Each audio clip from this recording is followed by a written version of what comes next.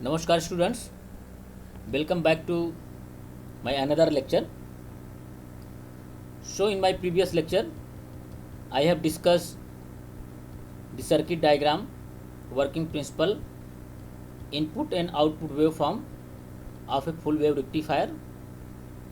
Then I have explained few numerical problems based on the full wave rectifier. So I hope you are doing some more numerical problem based on full wave rectifier from different books, from different sources. So in case of full wave rectifier, whatever I have explained in my previous lecture, so that was the center tap transformer case, center tap transformer circuit.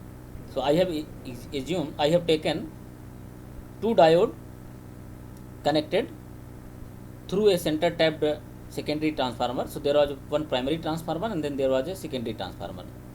So circuit was something like that. So there are two diodes. This is an example of numerical problem, diode D1 and D2, and this primary transformer, secondary transformer. So this connection was done at the center. This secondary transformer should be center tapped. That was what we have learned, and we have learned that when diode D1 is in forward bias, so diode D2 will be in reverse bias. When and in this will be happen for the positive half cycle, and again when diode D2 will be in forward bias, so D1 will be in reverse bias for the case of negative half cycle. So basically you are rectifying a complete cycle by using two diodes. Okay, that what we have learned in my previous lecture. So in today's lecture I will try to explain the circuit diagram, working principle, input and output waveform of a full wave rectifier, but the circuit will be different.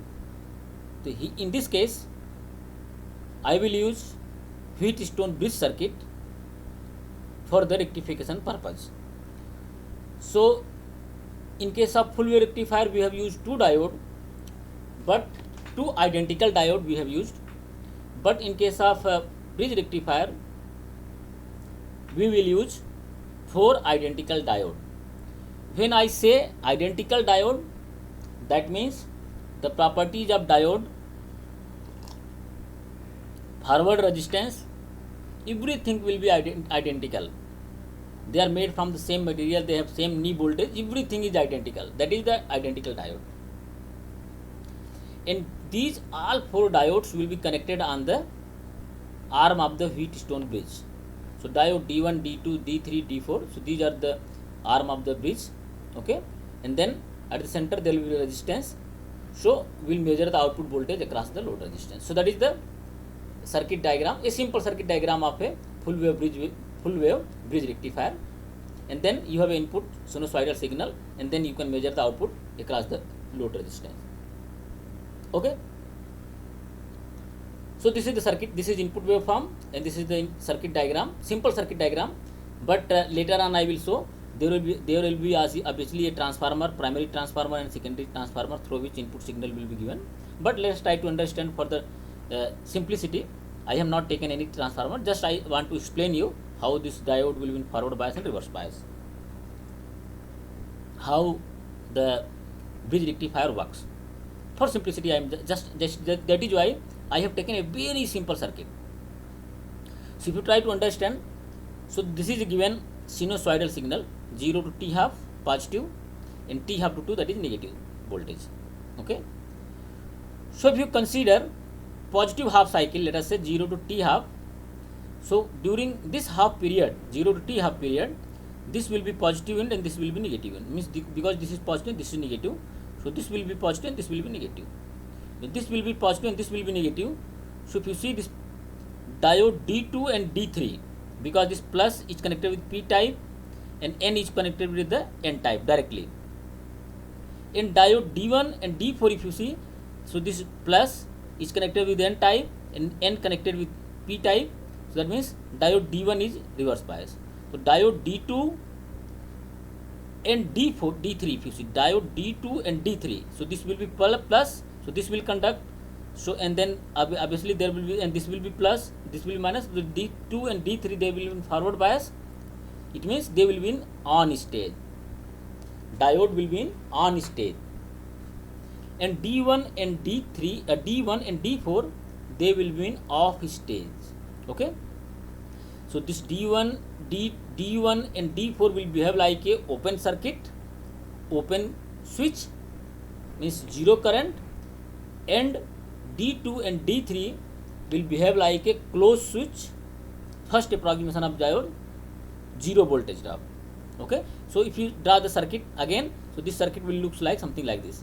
So this diode D2 and D3 will be replaced by a closed switch, and then current will flow, current voltage drop will be across the load resistance, and then current will flow in this direction, so this way and this way. Okay, then whatever input voltage you will apply, same input voltage will appear across the output. So same input voltage will, same magnitude will appear across the output. Okay, so 0 to T half, output will be 0 to T half positive. Now if when you move for the negative half cycle, that is T half to T, okay, T half to T, then the polarity of the voltage will reverse here at the input. So this will become negative and this will become positive. When this will become negative and this will become positive, what will happen? This diode D2 and D3, they will go in off stage, they will behave like a open switch, zero current, and D1 and D4, they will go in on stage or closed switch with zero voltage drop. So I have shown the circuit diagram something like that. So this become positive voltage and this become negative voltage. Okay, so now if this become positive voltage, the current will start from this end. Initially current was flowing from this end to this end, now current will flow from this end to this end. Okay, I hope you understood. The direction of polarity of the voltage change, okay, direction of the current change, but the output voltage polarity remains same. If you see here, the output voltage polarity remains positive negative, here this positive negative. Polarity of the voltage, polarity of the output voltage remains same, that becomes unidirectional, but the polarity of the input voltage and input current, that is changed. Okay, so if you see here, so current will flow from this direction to this direction, and then you get a output voltage. Obviously the magnitude of the output voltage will be equal to the input voltage, but the polarity will be changed. So that is why the output voltage will be in same polarity, in positive polarity. So this is for T half to T cycle. So if you combine both for a complete cycle 0 to T, that is 0 to T half plus T half to T, so this one and this one you will combine, so you will get this output. So that is 0 to T half to T. Okay, so this is the output waveform of a full wave rectifier. So I have explained input waveform, output waveform, circuit diagram, and working principle of a full wave bridge circuit rectifier. Now, as in case of center tapped transformer, we did some mathematical formulation, mathematical derivation for ripple factor, for efficiency, for input current, for input output current, output voltage. Similarly, we can do for the bridge circuit also. But the difference is here that there we have used 2 diode, but here we are using a 4 diode. So in case of bridge rectifier, in at one time there are 2 diodes in forward bias, but in case of center tap transformer rectifier, at one time there was 1 diode which was in forward bias. So that is the difference. It may that is only difference. Otherwise everything is same. So now if you do the mathematical derivation, do we know I have given with the sinusoidal signal, that is V0 sin omega t, that is input signal,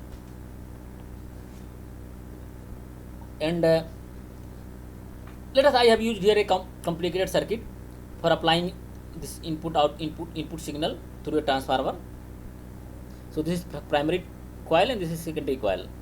Here this was I have used without transformer, just for the sake of simplicity, so you should understood the working principle. That is why I have not used any transformer. Here I have used transformer just to make a complicated circuit, because I have used earlier for the derivation I have used a transformer, so that is why I have also used a transformer. One cannot use transformer also, there is no problem. So because here whatever transformer I am using, I have assumed that the number of coil in the number of turn in the primary and secondary transformer that is equal. So whatever voltage will be this input, that will be voltage at this secondary coil. So there is no problem whether you use transformer here or not. Okay. So I have written time dependent voltage, that is V0 sin omega t sinusoidal. So when the diode, if you see, so as I explained here, diode D2 and D3, when they are in forward bias, and this at that time D1 and D4 in reverse bias. Okay, but here in this figure I have used this diode D1 and D2. I have referred diode D1 and D2 this diode, and D3 and D4 to this diode. Otherwise working principle remains same. Okay, just I have changed the nomenclature just for the simplicity. So if you see, for the 0 to t half cycle, for a given complete cycle, if you consider 0 to t half to t, so this V0 sin omega t, that is plus V0 sin omega t, to diode D1 and D2 are in forward bias. Okay. At the same time, if you consider the voltage across the D3 and D4, so that is minus V0 sin omega t, because they are in reverse bias. D3 and D4 they are in reverse bias, so that voltage will be minus V0 sin omega t across this D3 and D4, and plus V0 sin omega t voltage will be there across the D1 and D2. Okay. So this is the voltage I have written. That same thing I have done with the in case of center tap transformer. Now if you try to find out the current across the load resistance, so we know that current is equal to total voltage upon total resistance. So we know the total voltage, input voltage is how much, that is V0 sin omega t, and total resistance. So here, as I have explained, if you consider the all four diodes are identical, it means their forward dynamic resistance will be equal. So let us assume that RF is the forward dynamic resistance of diode. So when two diodes are in reverse bias, D1 and D2 they are in so D1 and D2 they are in forward bias, and D3 and D4 they are in reverse bias. So reverse bias, in case of reverse bias, we have understood from third approximation third approximation that these two offer infinite resistance, so no current will flow, and these offer some finite resistance, current used to flow. So there will be voltage drop equal to the knee voltage. So RF is the forward dynamic resistance, this one, and RF is the dynamic resistance of this. So there will be RF. So if you go see this circuit, so one RF is here, then RL is there, and then RF is there, and then you go. So there are three resistance connected in series: RF plus RL plus RF. Okay. So here RF plus RL plus RF. So that is total resistance, total voltage divided by total resistance, that is total that is current. Okay, obviously, but current for this positive half cycle, this D1, D3 and D4 they are reverse bias, so this I2 current will be equal to 0, only I1 current will flow. So V0 sin omega t divided by 2 RF plus RL, I2 is equal to 0, that is for t 0 to t half. Similarly, if you do same thing for the negative half cycle for the given signal, so that is I1 will be equal to 0, obviously this current will become equal to 0, and this current will flow. So that is I1 is equal to 0, I2 is equal to minus V0 sin omega t plus 2 RF plus RL, that is t half to t. If you compare this current with the case of center tap transformer, so this mathematical expression looks exactly similar to the center tap transformer, only the difference is that here you have 2 RF, but in case of center tap, if you go back, so there are only RF. Why it is happening so? Because in case of center tap transformer, only one diode was in reverse bias, and only one diode was in forward bias. But in case of bridge rectifier, at one time two diodes are in forward bias. So you have to consider resistance of two diodes. So here in case of center tap, what we have considered the resistance of one diode, that is this RF. But in case of bridge, we have to consider the resistance of two diode, so that is a 2 RF. That is the difference. Otherwise, everything mathematical expression is exactly similar to the center tap transformer. Now, if you try to find out the total current, obviously total current. So this is I1 and this is I2 for 0 to t half, and this is I1 and I2 for t half to t. So total current, if you write, So that is for 0 to t half, that is IL is equal to I1 plus I2, that is V0 sin omega t plus 2 RF plus RL, and then IL is equal to minus V0 sin omega t divided by 2 RF plus RL. So this is 0 to t half and t half to t. So this is the total load current which is flowing. Okay. Remember one thing. Here you get a negative sign. That was also we were getting in case of center tap transformer also. I think you don't be confused with this negative sign, because you see the direction of the current in actual circuit that is changed. That is why negative sign comes. Here in this case current was flowing in this direction. Here in this case current is flowing in this direction, opposite to the previous case. The direction of the current changes from positive to negative cycle, for when positive with respect to positive cycle to negative cycle, but the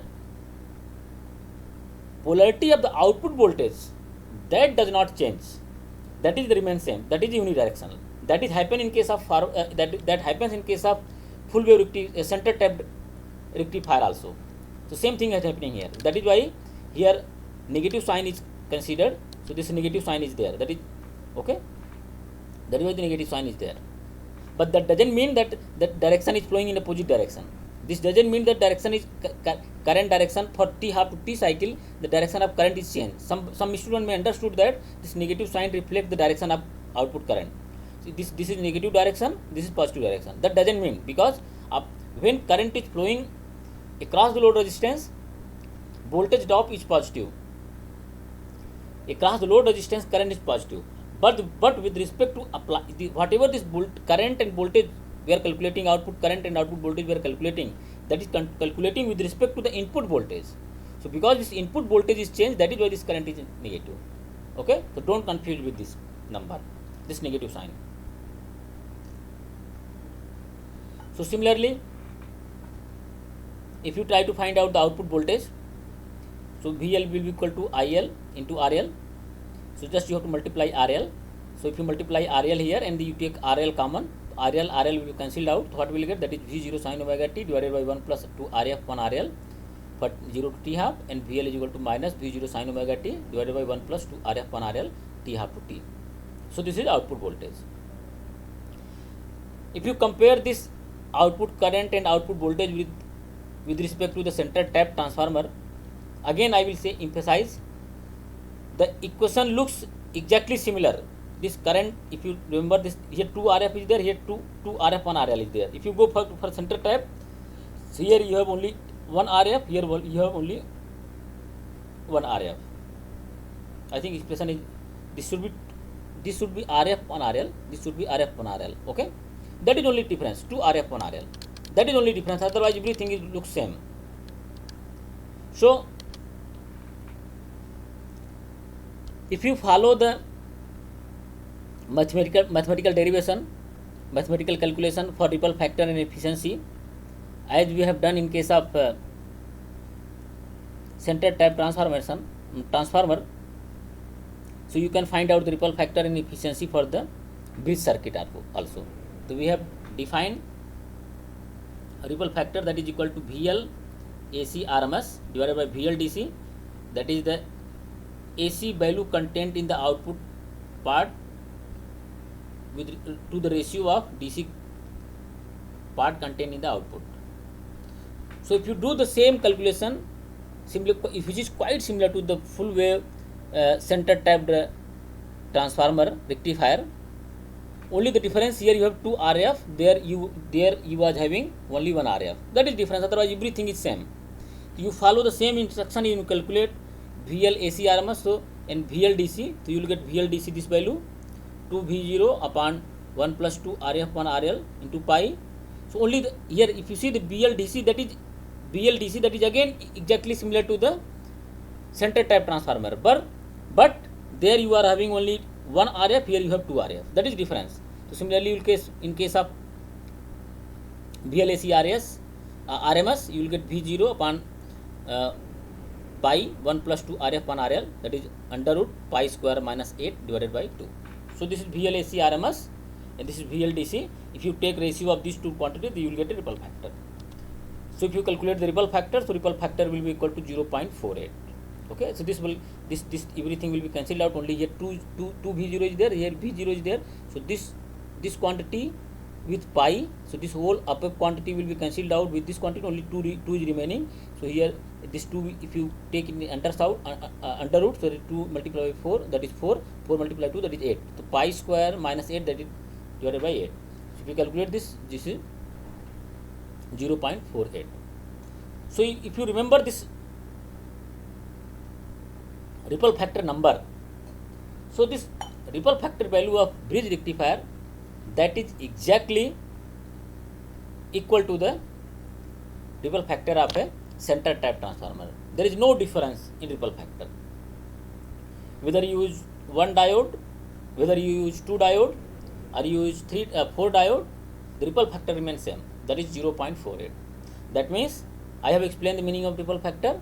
That means bridge circuit also contain more DC part than the AC part. Okay. And similarly, efficiency I have defined, that is PLDC upon PAC average. If you find out the PLDC and PAC average, exactly the method of finding this value and this value will be exactly similar to the center type transformer. Only difference is that you have to put everywhere where you have kept RF in case of center type, you have to keep 2 RF in case of bridge rectifier. That is only difference, and this is a kind of assignment for you. You do the assignment and you find out this value. So this value will come. So if you find out the eta, so eta will be equal to 81.2%. That means the ripple factor and efficiency of a bridge circuit rectifier and center type transformer circuit rectifier, both are equal and both are double to the half wave rectifier. Here this is also 81.2%, here 0.48%, 0.48 ripple factor. Okay, so this is the some mathematical derivations of bridge rectifier circuit. So we have learned half wave rectifier, bridge center taps rectifier, bridge rectifier. Okay, so what are the advantages of bridge circuit over a center tap transformer? Because if you compare the center tap and bridge, both are having the same ripple factor, same efficiency. So why we go for bridge rectifier circuit? Why not for center tap? Question may arise.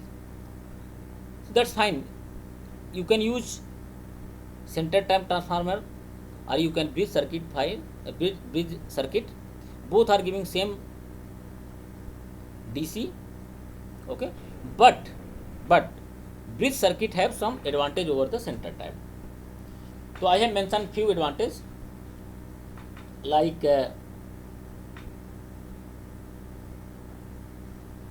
center tapped. In case of center tapped transformer rectifier circuit, you require a center tapped secondary transformer. But in case of bridge circuit, it does not require a center tapped secondary transformer. If you does not require secondary center tapped secondary transformer, so the number of turns in secondary, it exactly reduced to the, suppose you want to obtain a particular DC voltage from output. If you are using center tap transformer, so you have to use more number of coil in secondary transformer to get some particular value of DC output. Okay, but if you are using bridge rectifier, so you may not require more number of turns in secondary, because here you are not using center tap. You have to not divide voltage in 2 parts. But in case of center tap, you are dividing input voltage into 2 parts. If voltage is divided into 2 parts, so your DC voltage will be also reduced. In order to gain, let us say, some fixed value of DC from a center tap and from a bridge, the bridge rectifier is much more efficient, much easier than the center tap. Okay, so therefore the efficiency is also cut down. The efficiency of, that is 81.2%. So it will cut the cost of the rectifier. Okay, in center tap transformer, that is costly. Therefore it will cut the cost bridge rectifier circuit. It will be cheaper. Another one of the most important advantage of the bridge circuit is that is the peak inverse voltage, that is commonly called as a PIV, peak inverse voltage. So this peak inverse voltage I have not introduced earlier because it is not mentioned in your syllabus, but I feel I must introduce this, that is why I have included here. So peak inverse voltage is, that is, if you remember the working principle of any circuit, whether it is half wave circuit or center tapped or bridge circuit. So in all circuit your diode has to go in forward bias and reverse bias. Okay. So we know that when diode is in reverse bias, means there is no conduction of current take place.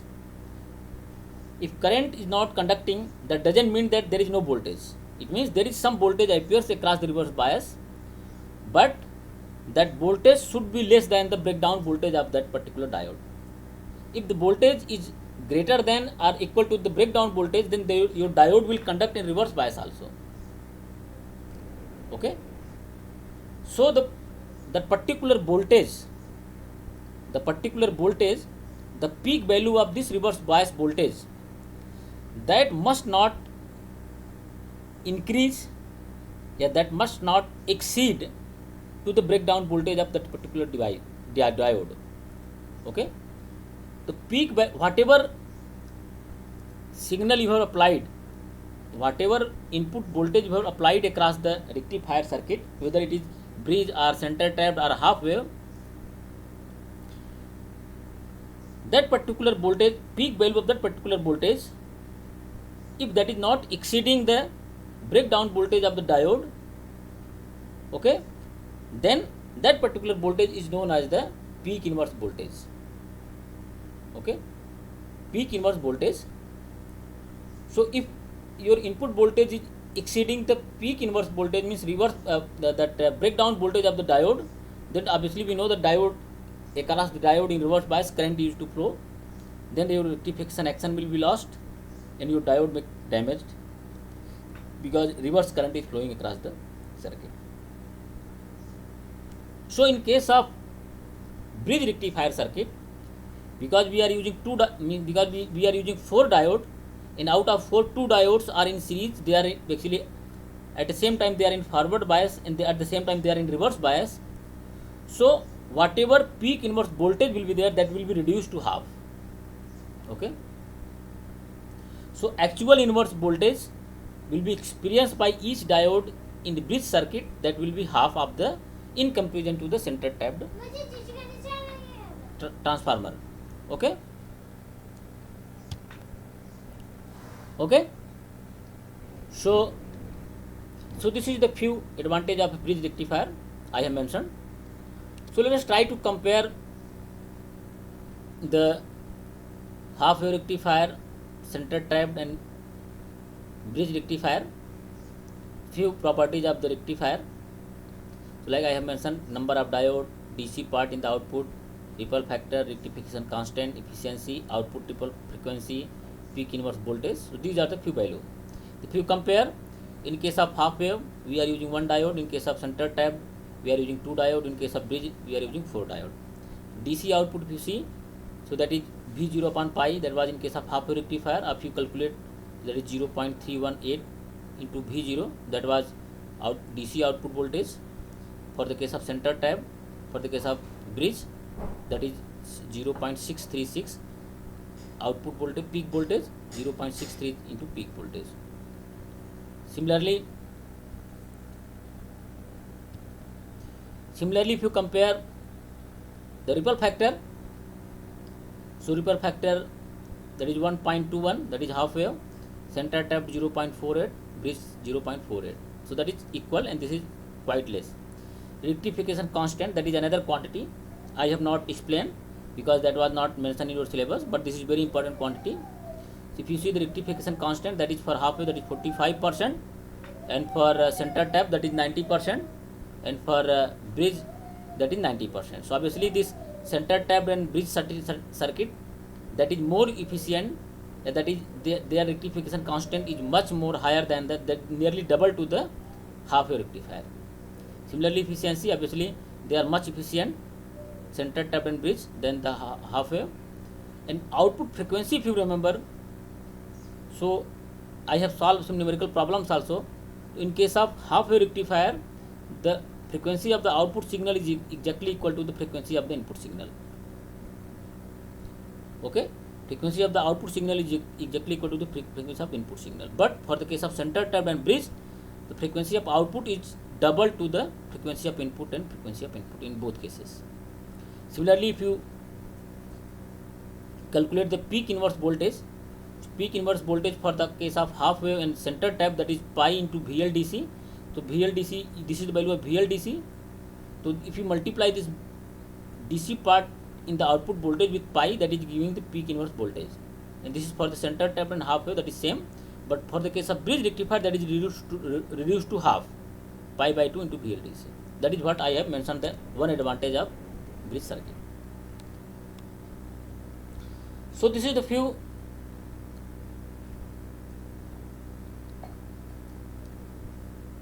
advantage, disadvantage I have mentioned, and I have compared all the rectifiers.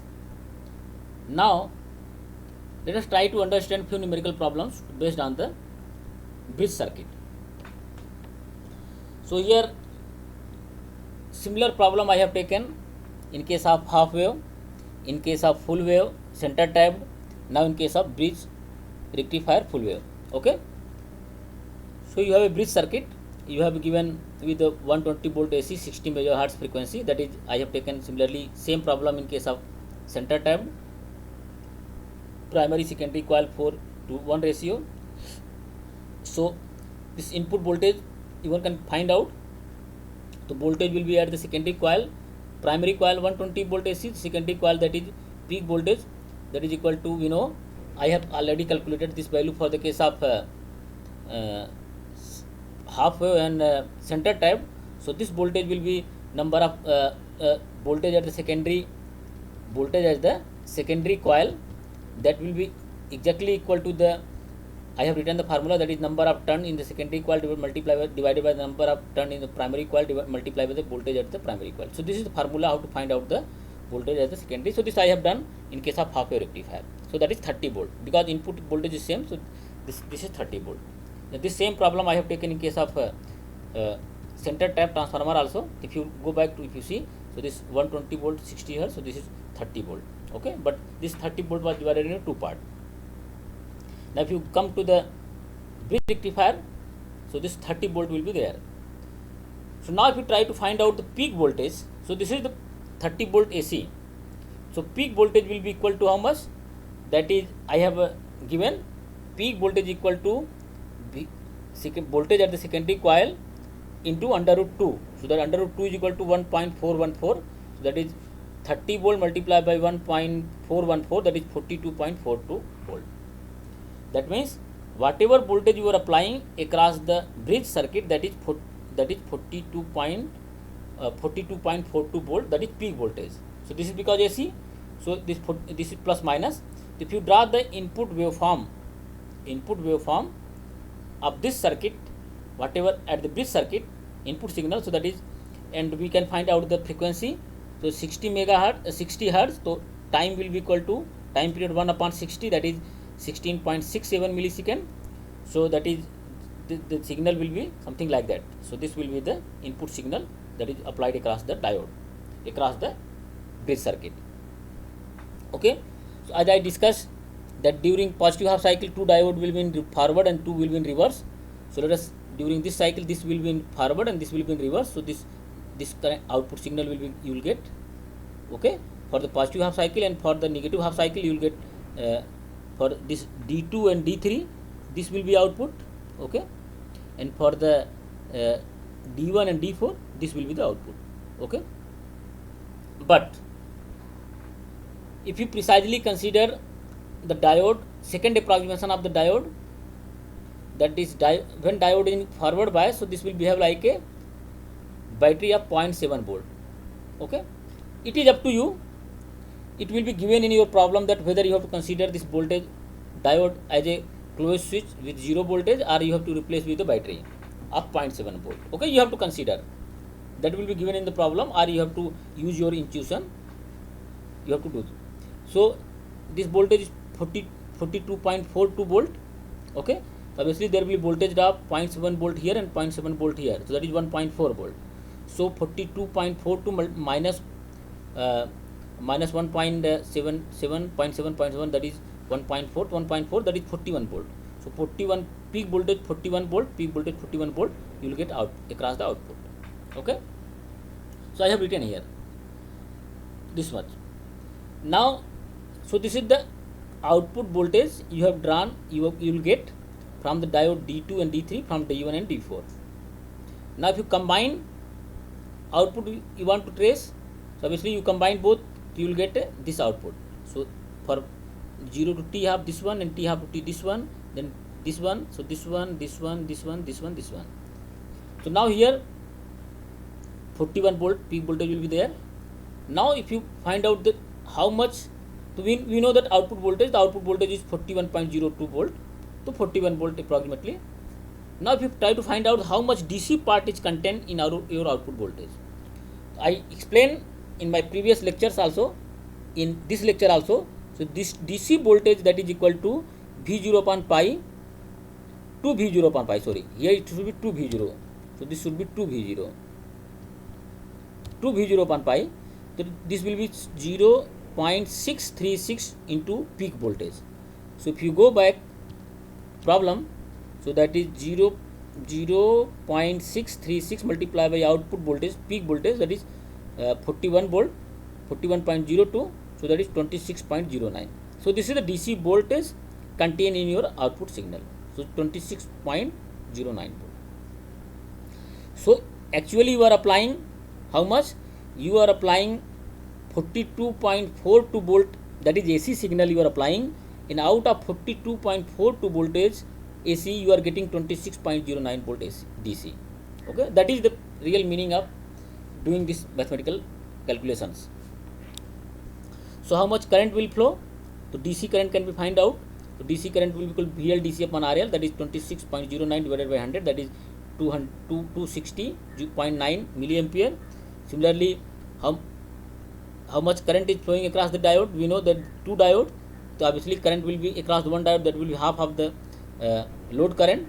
So that is the 260 divided by 2, that is 130.4 milliampere. That this much current is flowing across one diode, 130.4 milliampere. Okay, and then in this lecture I have introduced peak inverse voltage. As I discussed, peak inverse voltage for the bridge circuit, that is pi by 2 into VLDC. So VLDC we have calculated, that is 26.09 volt. If you multiply this quantity with pi by 2, so that will be 1.57 multiplied by this to 26.09, that is 40.96. Okay, that is approximately equal to 41 volt.